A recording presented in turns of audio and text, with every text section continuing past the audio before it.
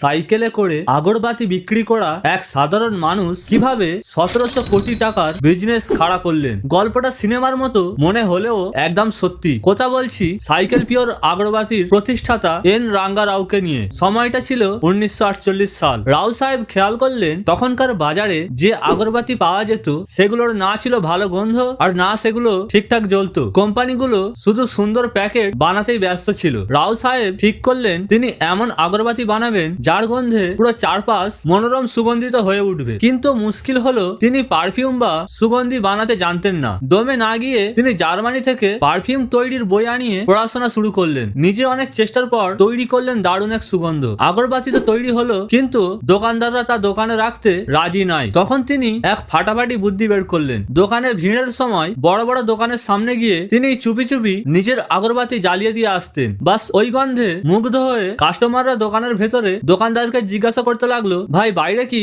সুন্দর সুগন্ধ বেরোচ্ছে, ওই আগরবাতিটা কি আপনার কাছে আছে? লোকজনের ডিমান্ড দেখে দোকানদাররা বাধ্য হয়ে রাও সাহেবের কাছ থেকে আগরবাতি নেওয়া শুরু করলো। সেই সাইকেল থেকে শুরু হওয়া ব্যবসা 70টিরও বেশি দেশে ছড়িয়ে পড়েছে আর আজ তার ভ্যালুয়েশন 1700 কোটি টাকার উপরে।